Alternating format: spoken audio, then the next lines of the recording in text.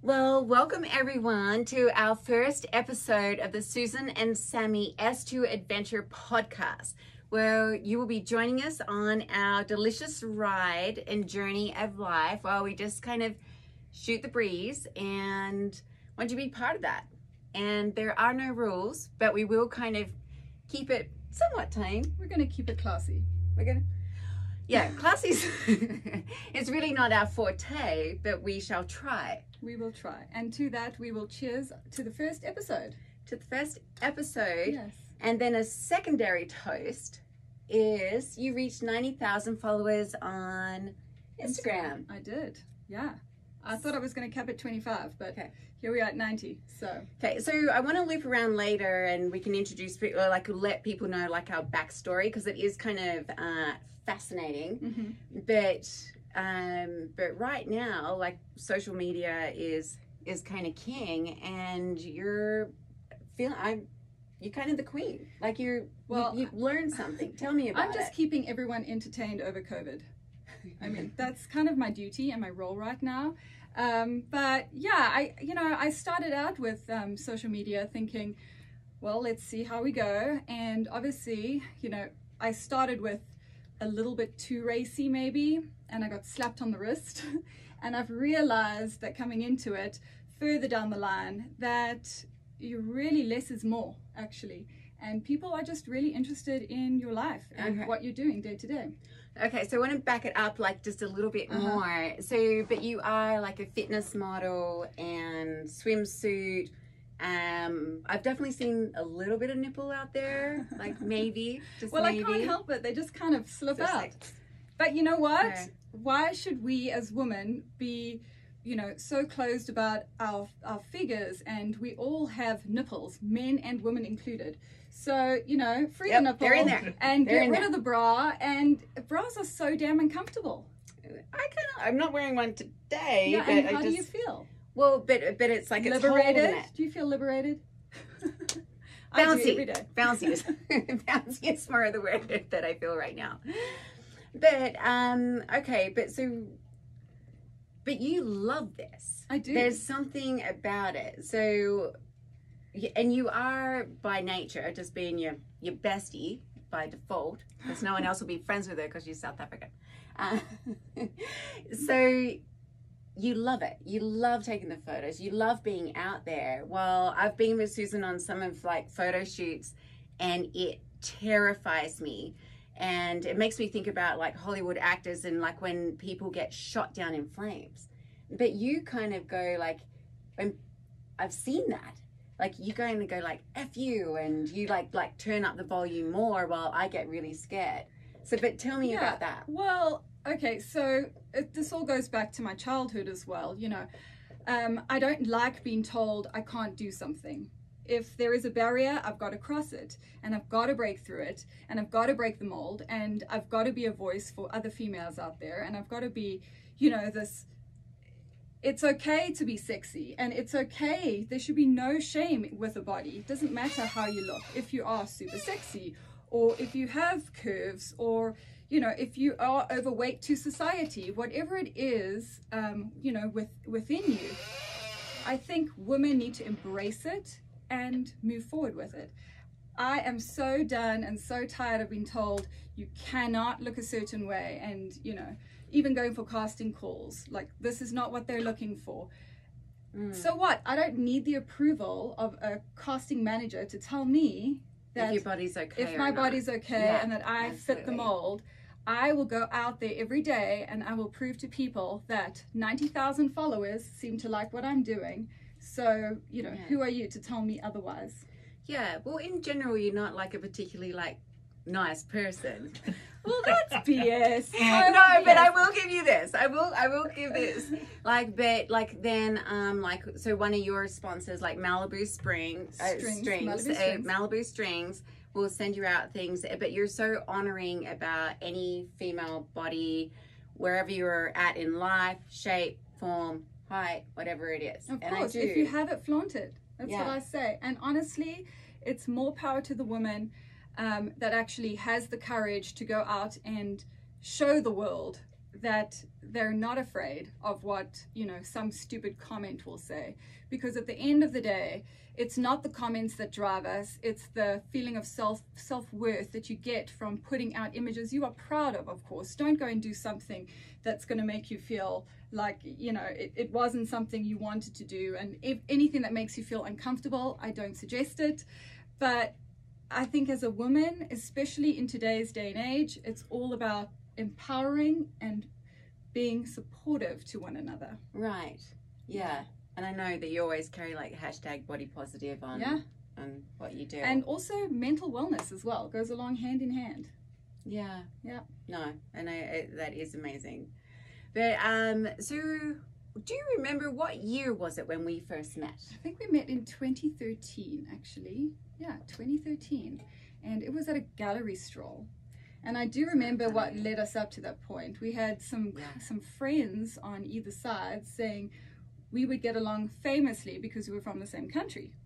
And we both just said, like, independently, nope, not gonna happen. For whatever damn reason, like Aussies and South Africans, or white South Africans, notoriously, we just don't like one another. And it's just like pure racism. Like I don't know where that began. Maybe we should look into that. But your friend was like saying like, you need to meet Susan, like she has the same accent as you and she's also from South Africa, which offended me. And I was just like, I am from Tasmania, Australia, so it's like in my mind that's incredibly different. But then I do remember like that moment when I did, like, I was like, there's Susan, and you like this tiny little thing with these huge boobs, but you had like big frizzy hair back then. I have big frizzy hair right now. no. This is natural. And and so then I was like, all right, we need to like clear the air like right now and get through all these boundaries. And I remember I was so rude to you. You were rude to me. I was so rude, and I will almost apologize. I was like, oh my gosh, you look like a stick with a fuzzy wig on your head or something, like something like really obnoxious. And I think I would have said fucking Aussies. Yeah, excuse my language. No, and you're just looking at art and you're just like, fucking Aussies. And then you just turned around and kept drinking, and I was like, I can be your friend. Well, my first impression of you was, wow, she is beautiful and hot and I want to be her friend. Cheers to that. Yep, cheers to that. The accent did not, you know, I knew you were Australian and I knew you were going to be a tough nut to crack, but we got there, and I think we were making out in the restaurant by the end of the night. Yeah. We got kicked out, but not for making out. No, and it wasn't our fault. It was the Americans' fault for making too much noise. I think we were just like, I love you. Like, I love you more. Let's make out. And then we've been friends almost ever since. Almost. We did take a break. Yeah. And that was kind of a painful break.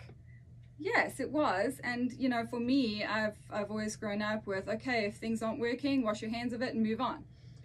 Yeah, and that's why we call you the soulless creature behind your back. And that's why I never cry. And every time I do cry, Sam wants to take a little jar and like capture it because she thinks it's magical. I'm like, shit, catch it. We may not see another one for 10 years. 10 years. The South African, like, release the tear. It's because it never rains. You got to keep that in reserve. But then we moved on, and we can come back and visit that, like go in depth because it was a bunch of lies and maliciousness, because we both went through divorce and we both got played against each other. But let's just talk about that in episode 5.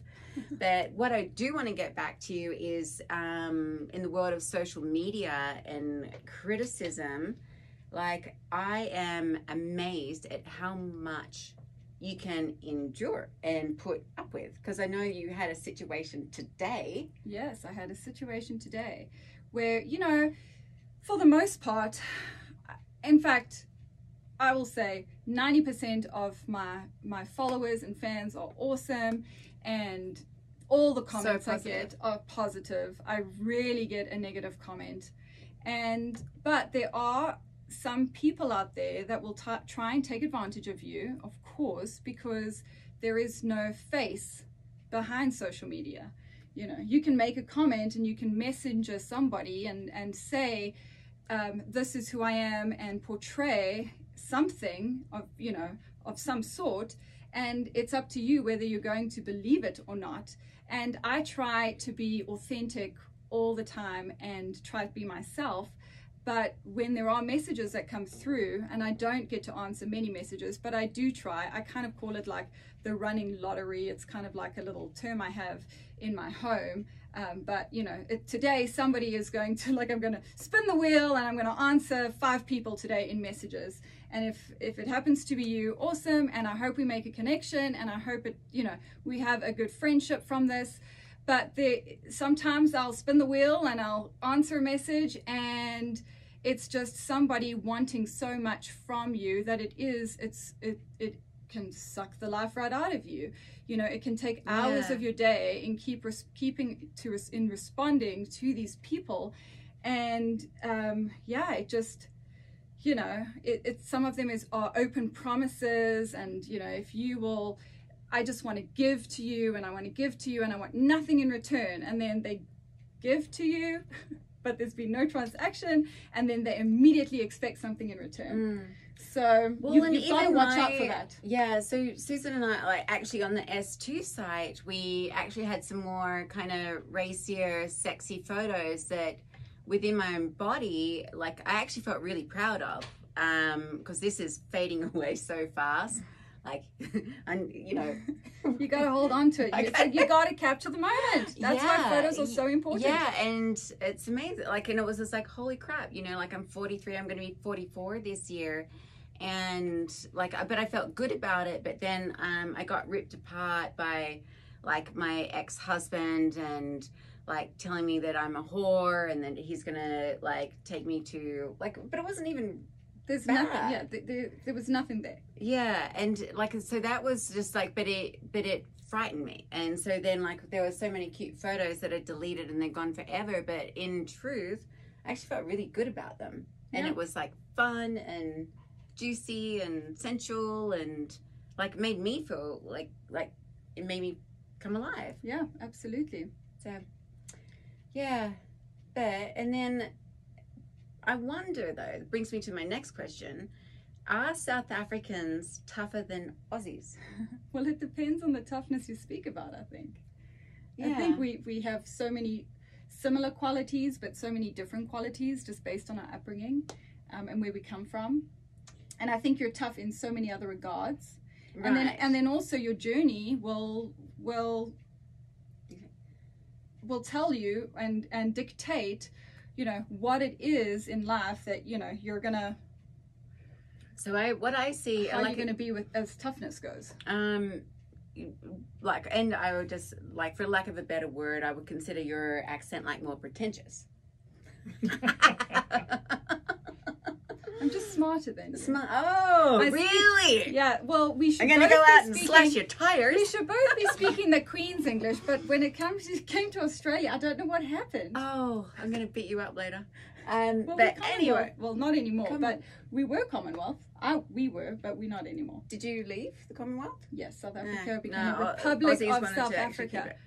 Yeah, but anyway, but like growing up for me, it was just like, you know, sitting around the dinner table, and my dad would be like, Jesus, I hate fat people. I just hate fat people. And then everyone in my family was really overweight, except him. And then my little brother, who's only like 6 at the time, he like turns and he goes like, little brother's named Joey. He's like, and that's why I hate Joey. And then my little brother, who's like tongue-tied, just like looks up and goes, shut up, Dad. But then we all like would pee ourselves laughing, and then we would move on. Or it's like, or there would be another time, another dad story. He's like, I can see him running around with a wheat. Is it called a scythe or a sheet? Like one of those big, you know, like death things. Like a reaper. Like a long machete or something. Machete. And he's sprinting like a maniac in front of me, and I'm trying to eat toast, and I was like, there's obviously something going on out there. And then then I see him like fire up the barbecue, and then he grabs like this snake. So what had happened was there was a snake chasing him, but then he got the sheath and he killed the snake and cut off its head. And what do? You throw it on the barbie because we're Australian, and that's what we do. You just eat everything and anything. And then he's like out, and I'm like, what are you doing? And he's like, tastes like chicken. Do you want some? And I'm like, and like, but that was like normal. It's only like, and I didn't even think anything of it. But like living in the United States now, because it's been like 17 years basically. Yeah, it's been a long time. Been a bloody long time. Yeah. Didn't expect to be here in Utah. Yeah, it's been 12 years for me, and I can't believe it. But I do want to retain some of my Aussiness in that regard. But I do like the softness of Americans. That feelings. Feelings. The feelings. You got a tear? Have you got a tear, Susan? Definitely not. I'll throw my prosecco at you. And that's the meanest thing I'll ever say. Shit. Yeah, but I mean, for me growing up, you know, in South Africa, it's very different. You kind of taught to be hard. You weren't really raised by your parents. I was raised by maids, but the maids become your family. You know, is it more than your parents in some regards? Yes, definitely. You know, your parents have to work, and so labor is cheap, and we could afford to have live-in maids, and the maids would raise us and feed us, and we'd come home from school, and you know, they'd get us situated. We'd obviously have to do our own homework. They wouldn't help us with that, but the maids that live with you become family, and they become your second mothers. And yeah, so your parents just really don't raise you for the most part, and so you are hardened by that fact. You're told to flee the nest from a young age. You're told to travel the world. So we both, like, I went to boarding school grade 7. Like, what, did you leave? I went to boarding school when I was in grade 5. I know, super That's young. what's wrong with you. Super young, but then I got sent home. Well, because my sister was very naughty, and I don't really want to speak on her behalf, but anyway, we landed up having to go to Christian school, and it was a private school. So again, you know, raised very well, but not really by parents. And so for me, it was interesting. It was, you've got to be independent. You've got to be hard from a young age. And then you're also taught that when you finish school, you either go to university, or you take a gap year and you go travel the world, or you go to university and then you go travel the world and you become something. And we don't necessarily want you back. Not that we have bad relationships. We have wonderful relationships, and I love my parents. But, you know, and they love me too. I love it when they FaceTime us. Totally. Or we FaceTime. We drink champagne and then FaceTime them in the middle of the night. My dad will put the camera straight up his nostrils. So he looks like a wombat. Yeah, I love it. It's really funny. It is. And then we send him wombat videos later. Yeah, we do. Yeah, that was a good one. one. Super mature. Do you think we're ever going to grow up? Well, I think we've reached our maturity, and I'm good with it. Going to stop here. Yeah, probably so. You know, I'm quite content with who I am today. I'm really, really proud of myself as far as who I have blossomed into. I was obviously married before. I have 2 beautiful children, and I am raising really independent little kids that are super smart and very respectful. And they make great cocktails. Well, they can pour wine really well. They do pour my wine really well, and that's okay. No, you know, they're sweet kids. It shouldn't be a shiny toy. Kids and alcohol, it shouldn't be like, oh my word, can't touch the liquor cabinet, can't do this, can't do that. I think when you're raised in a society that tells you not to do something, you go after it and you do it. Whereas if it's around and it's there and mom's drinking it, I bet my daughter is going to be so sick of her mom drinking wine by the time she's 16. She's going to say, I'm never touching wine ever. Yeah, no. Well, in Australia too, it's just like the pub was also like the community centre. And that's why we have a country of like 20 million alcoholics at this point in time. It worked out well for the liquor industry. Yeah, so for me, it's just, you know, my kids are growing to be these cute little independent souls. I'm really happy with what has happened in my life since I came to America. I landed up meeting this guy, fell in love, got married to him, and, you know, he was from a different culture, obviously being in Utah, there's a big Mormon influence here. And even though he is not Mormon, he was raised Mormon. And so, it is a very different upbringing. And I was supposed to be this cookie cutter person, and I can't be told what to do. I can never get told what to do because I just want to run to the hills. And so for me, I've had this whole awakening when I got this fantastic career and I became a director in a company. And all of a sudden I felt awakened and I felt in charge of my life for the first time again. And I think I got totally empowered, and maybe that's the whole thing with women. And so if I turned on my spiritual Sam, oh boy, okay, there's got to be a spirit animal in every podcast that we do. I would say, like, one of your spirit animals is the snake, and I don't mean that in a bad way, but I mean it as the ability to shed skin and leave an old life behind when it doesn't serve you. You are the master at being like, and that happened, doesn't serve me anymore. Done. You person like, woo! I can totally sever the tie. I have no problem with severing a tie. I still think we need to work with you a little bit, and you need a little bit of therapy. But what's Samantha therapy? Samantha therapy. You'll be just fine if you stick with me. But I want us to take like a brief break and then revisit, because it's a damn journey. We're missing that massive gap of what it takes to leave a country. Oh man. And that's a juicy story. So stay tuned and shut up, Susan.